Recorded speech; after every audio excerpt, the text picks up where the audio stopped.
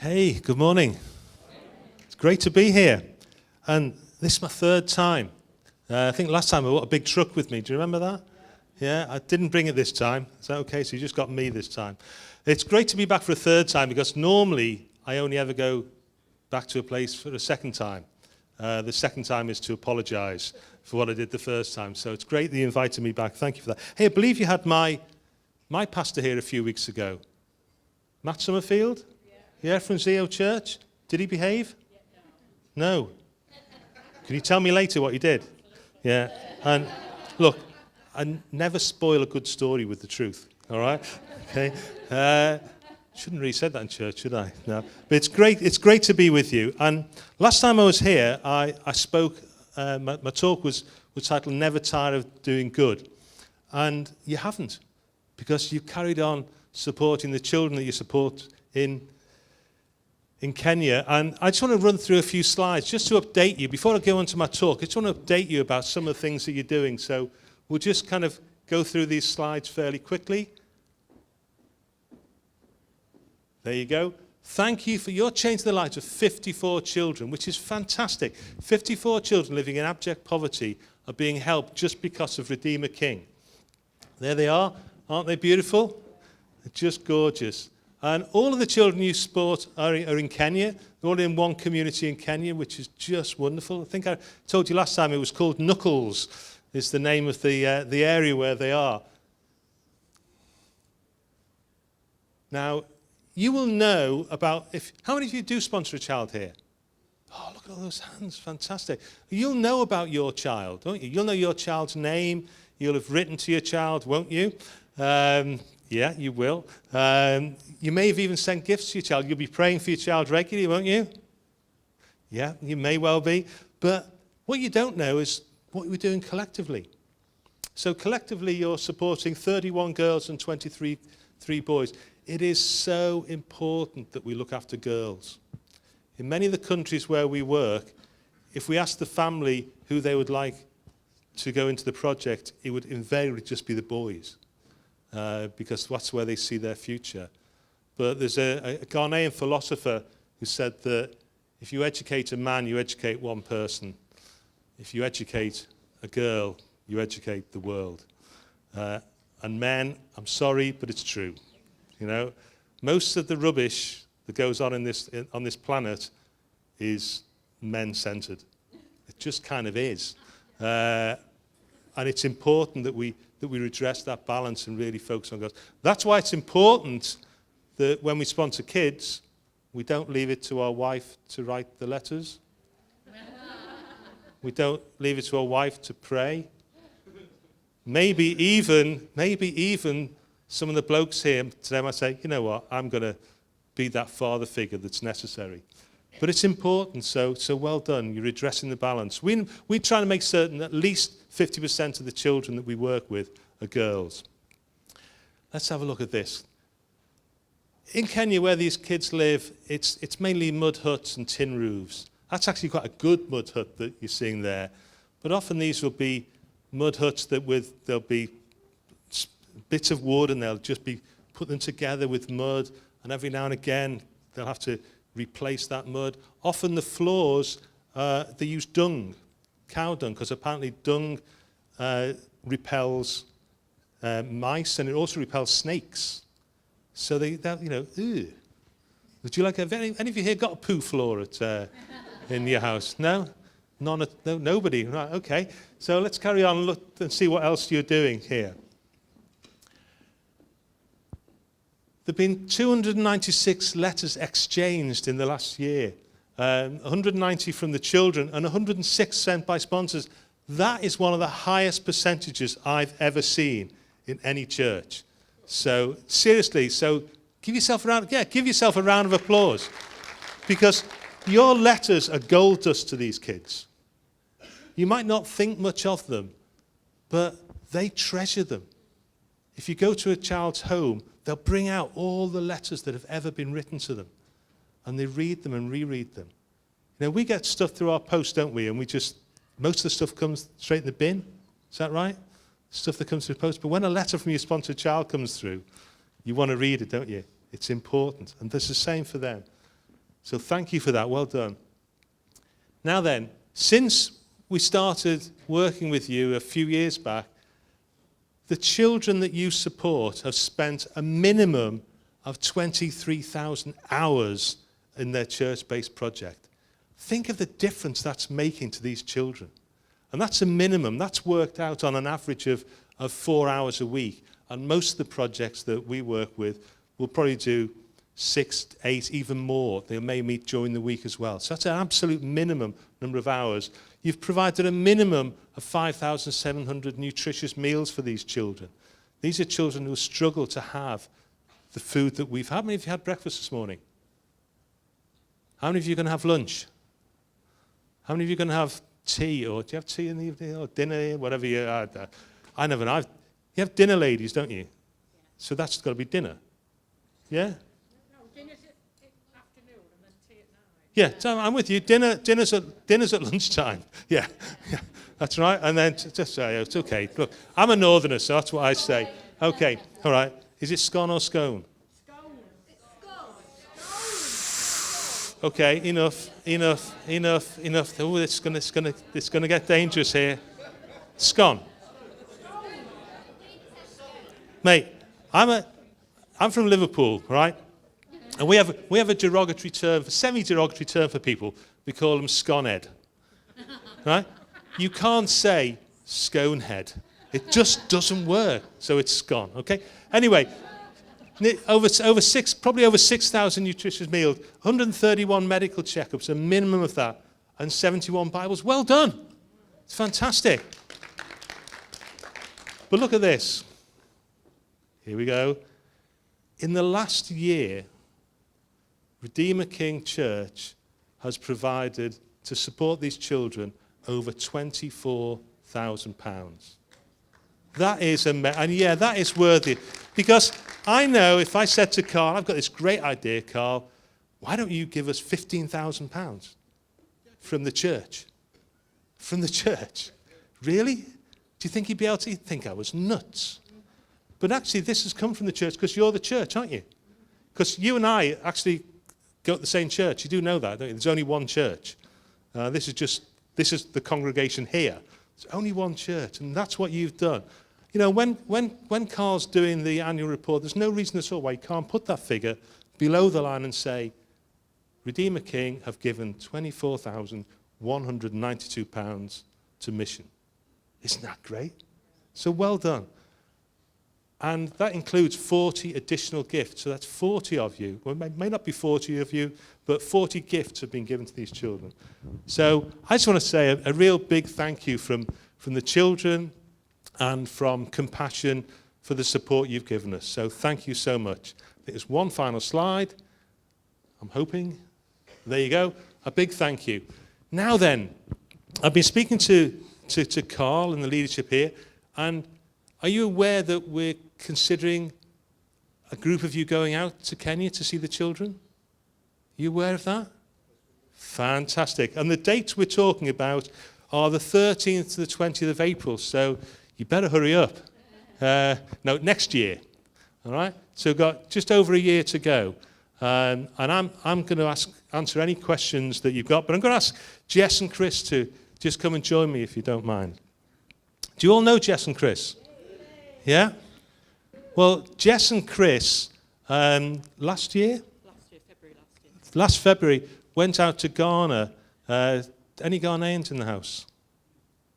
No Ghanaians in the house? Okay. Well, you will all have a Ghanaian name, because in Ghana, your names are linked to the day of the week you were born on. I think we decided you were Kofi, didn't we, Chris? And I'm Yao. That's because I was born on a Thursday, and you were a Saturday. Is that right? So Google it. Find out when day you were born. Google it, and you can give yourself a Ghanaian name. Isn't that cool? I was quite disappointed. I actually fancied Kofi. I have to say, I was really disappointed when I didn't get Kofi, but I got Yao. So, I did look mine up. Hold oh, on. right. Well, while Jess is looking, Chris, tell us about your trip to Ghana. So at the beginning of the day, we saw the overview of the camping trip in July. And of course, all we're doing is looking at pictures. It's all theory. Sounds nice, but what it's really going to be like is something that's yet to be lived through. what you do by going there is actually immerse yourself in their world. You feel the heat, you feel the dust, you meet the children, you meet their families, you go into their homes and sit and speak with them. It's a completely different world, and it's one that touches your life and changes you from the inside out. It's amazing. What was your name? Hold on. Yeah. It's gone again. So it's Arcosia. What a great name. Tell me, what was the home like where your child lived? Okay, well, the home, we sponsored 2 children, one who we knew we were going to meet when we went out there, and then one who needed sponsoring while we were out there, and it was just amazing to see them in their homes. But their homes are completely different to ours. Lying on the floor for sleeping, just mats, no toilets, just the bush to go into, no running water. Just, yeah, incredible. And nothing really prepares you for that, does it? And this is one of it's actually a blessing. I'm going to talk about it a little bit later on, but one of the blessings of going out to see your sponsored child is actually stepping out of your comfortable existence into a place which is really uncomfortable. Because I guess every one of you turned the tap on this morning and washed your hands, did your teeth in running water. You've got clean water to drink.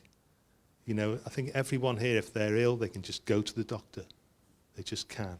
These kids can't do that. We are talking about people who exist on probably earning less than $2 a day. Let's call it less than £2 a day for everything. For your food, your accommodation. But what you do is change their lives. So thank you so much for that. It's a real blessing to have you there. Sorry to rush you, but I need to get on and do some other things. But if you're interested in going on a trip to meet your sponsored child, then do that. Because I think you mentioned you took them to a park, you were telling me, a little park that you wouldn't have thought anything of it. But to them, it was like going to Disney World.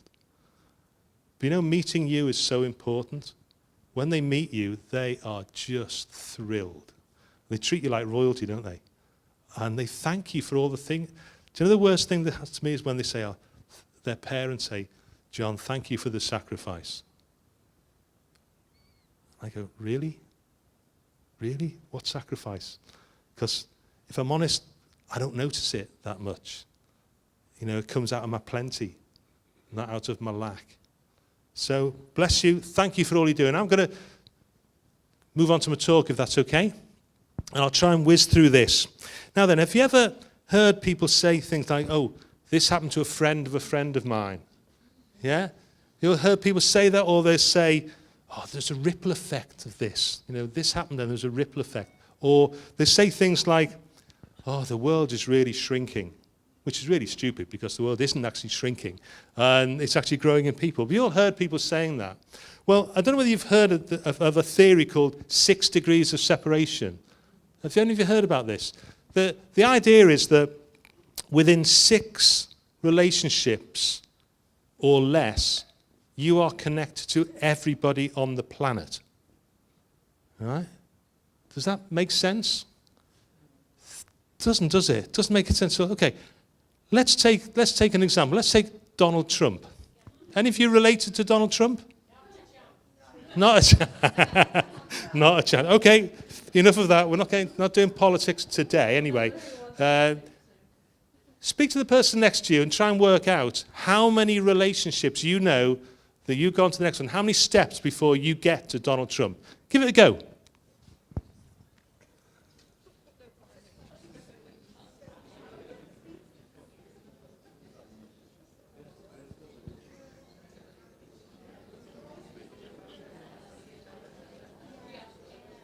So I know a friend who knows a friend who knows somebody else who knows somebody else, and then you get to Donald Trump.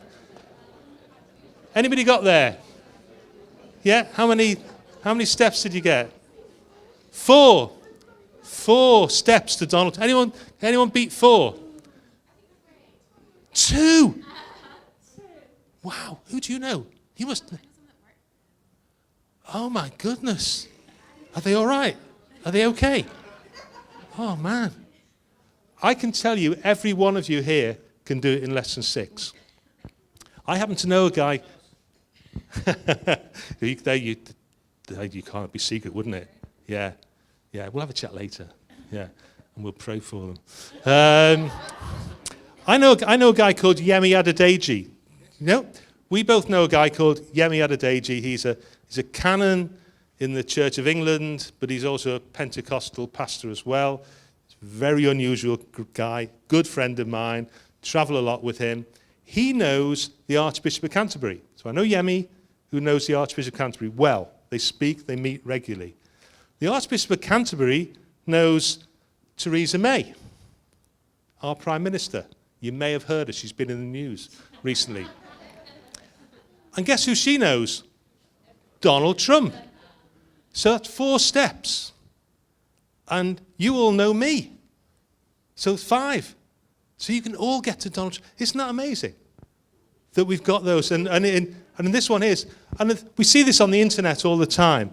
And it's just so amazing, all these steps that we get to be there. And it's a game you can play. This idea came from a Hungarian author in the 1920s who kind of got this idea, and it's kind of been built on, and there's been a lot of science done behind it now. And even games and plays and books have been written about it. But when you think about that, if we're so close to somebody who we've never met, does what we do matter? What we do matters. When we do good, or when we don't do good, we don't know what the impact of that on the person we do it to is going to have on somebody else, and so on, because we're only this 6 steps away, 6 steps of separation. Now, you all know that, going back to the Bible now, I'm sort of gone away from that. I'll come back to it later, because there is a reason for me mentioning that. It wasn't just a bit of fun. In the Bible, in the Old Testament, we see that the Israelites were in Egypt as slaves. Do you all remember that?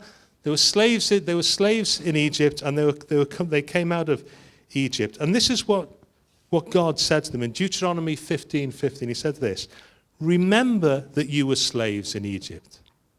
Remember that you were slaves in Egypt. And the Lord your God redeemed you." So he brought you out of that. He brought you back out of that through a whole heap of miracles. And he said, "That is why I give you this command today." And God sort of then went into lots of different commands, lots of different laws that he wanted people to do. But the idea was that it was to protect the rights of the poor, the widow, the orphan, the stranger. He said things like, if you lend to the poor, don't charge them any interest. Don't expect them to pay you interest. If you take someone's cloak from them because as a pledge, make certain you give it back before it's night time, because you don't want them to get cold. How good is that God? He's thinking about that. He says, if you pay a man's wages, pay them on the day they work. Pay them right away. On the 7th year, why don't you just write off all people's debts? How good is that? And isn't a strange one? Any farmers in the house today? Yeah? Don't do that. It's good being a farmer. Half and half. You're half a farmer. Okay. A farm. Is it half a farm? No. It says that when you plough your fields, don't go straight to the edge. Leave the corner of your field so that the poor and the foreigner who's wandering can actually eat, can take food. So don't take it all for yourself, but leave that portion. Great things like that, and many more like that, because God is a God of justice. Our God is a God of justice. It says in Deuteronomy 32, verse 4, He is the rock. I love that. I often sign letters in the rock. Isn't that great? To think that Jesus is a rock. You know, it's great, isn't it? Our Father is a rock. I just love that. He is the rock. His works are perfect, and his ways are just. A faithful God who does no wrong, upright and just is he. One of the things that you need to know about me, I love Jesus, I love the church, and I hate injustice with a passion. It really, when I see injustice, it just gets me mad. And the older I get, the madder it gets me. And I quite like that. It says in Micah 6, verse 8, he has shown you, O God, O man, what is good. And what does the Lord require of you? To act justly, to love mercy, and to walk humbly. The thing is, it's so difficult to do all these things because it doesn't just happen. Justice doesn't just happen. We have to make a decision. Love doesn't just happen. We have to make a decision. How many of you love those children that you sponsor? Oh, none of you. Okay. Oh, a few of you do. But you had to make a decision to, I'm going to help this child. And then you start to fall in love with them. You know, I had my first grandchild. Well, I didn't actually have my first grandchild, but my first grandchild was born about 9 weeks ago. Oh, man, am I in love with her. Oh, and she lives in Belfast. It's too far. But I've been over a couple of times to see her, and she is gorgeous. I didn't have to choose to love her. I really didn't. But there are people that I love that I've had to choose to love. I'm going to tell you a personal story. I'm skipping a few things because of time, and I want to show you a video in a few moments. I've been working for Compassion for 13 years, and I've been to countless poor areas. I've been to places in India with Carl. I've been to places where you wouldn't want your dog to live in some of these conditions, seriously. And I thought I'd seen it all. And once I was in, quite early on in the time, I was in Ethiopia, and we've met this lovely little girl. We've been to the slum area, and then we met this little girl at the project. She was lovely. She was gorgeous. And they said, would you like to go and see where she lives? We said, oh, yeah.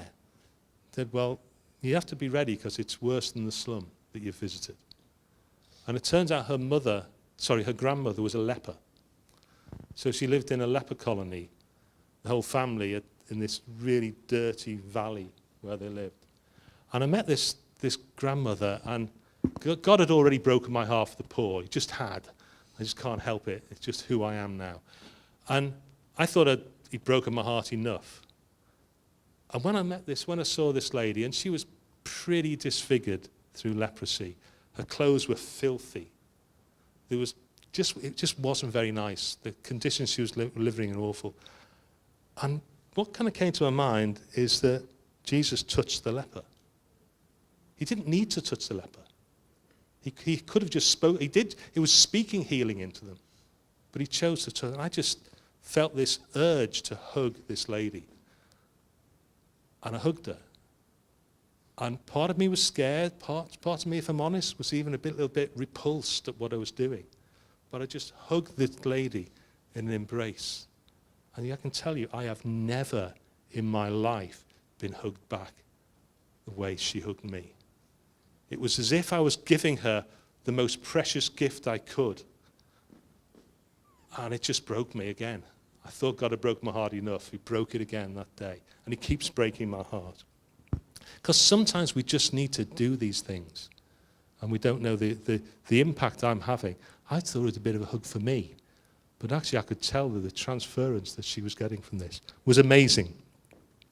You know, all these words that we have, justice, mercy, righteousness, compassion, grace, they all kind of get mixed up and we need to understand them. But I just want to read this, and you may have come across this. It's by Brad Jersak from Can You Hear Me?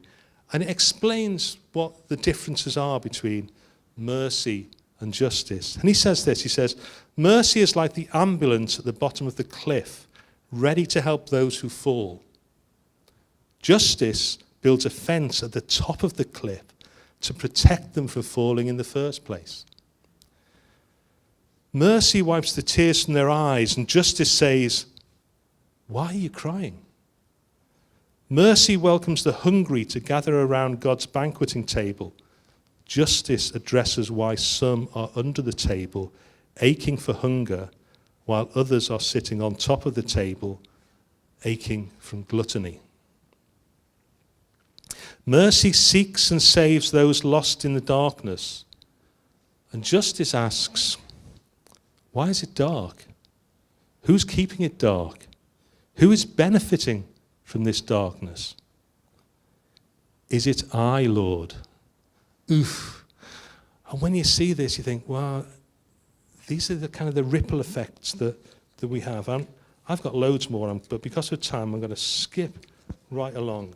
And I just want to say, you guys are doing a great job here. We're going to show you a video in a second, but you guys are doing a great job here helping these children. You are acting out of mercy. You are helping to feed these things, give these children the basics that they need. But actually, you're providing justice because these children are getting an education. They're being brought up in a Christian environment. And you know what? These children were born into poverty, but your sponsored children, whilst they were born into poverty, poverty was not born into them. And their children will not be in poverty because of the justice. Just watch this film.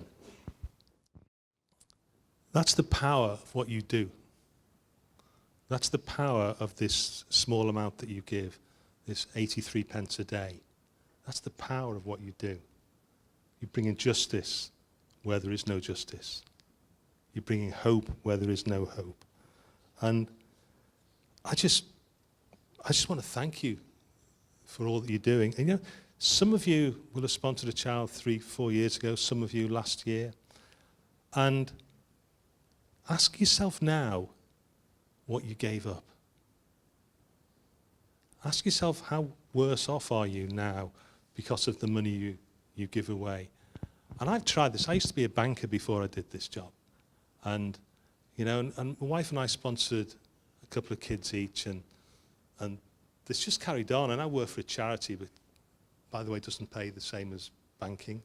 You know, you don't get the bonuses, you don't get the executive share options that I used to get, all sorts of things, and the big salary. And somehow, God's enabled us to sponsor many more children and support Hope for Justice and other charities. And at the same time, he's enabled us to put our kids through university, our own kids through university. And we're putting one of our sponsored kids through university. And it doesn't make any financial sense at all that I'm able to do this. But it says in Luke 6:39, it says, give and it will be given to you.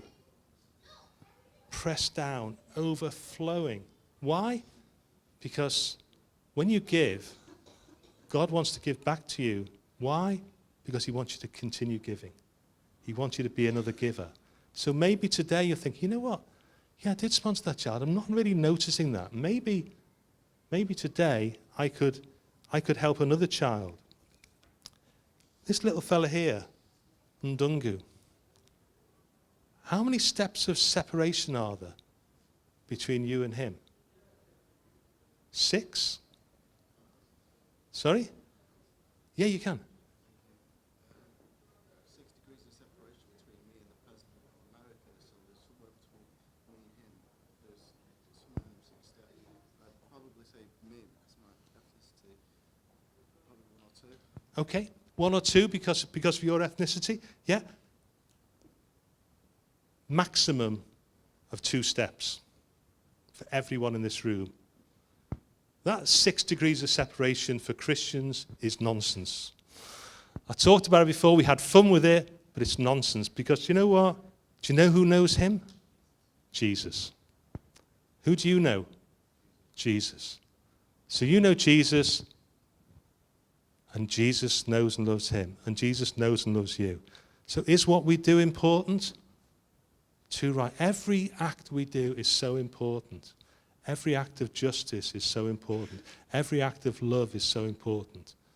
The flip side of that is every act of injustice also has a negative effect because Jesus just loves unconditionally. So this is called how many degrees of separation? The answer is there's none because you now know your sponsored child. Jesus knew your sponsored child before you knew him. Now you know him. But this is for Christians so important. What we do is so important. Can we pray? I'm going to pray out loud, and, well, yeah, otherwise that's why I've got the microphone. I guess it's a good idea having the microphone. And when I find the prayer, I'm going to pray. And what I'd like you to do is also pray this prayer out loud. So I'll pray a line, and I'll ask you to. And this is it's a Franciscan benediction. You may have heard it before, but I've kind of just twisted it a little bit. So if you just close our eyes and let's just repeat after me.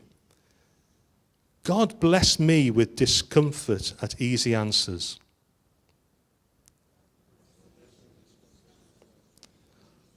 Half-truths and superficial relationships, so that I may live deep within your heart. God bless me with anger for injustice, oppression and exploitation of people, so that I may work for justice, freedom, and peace.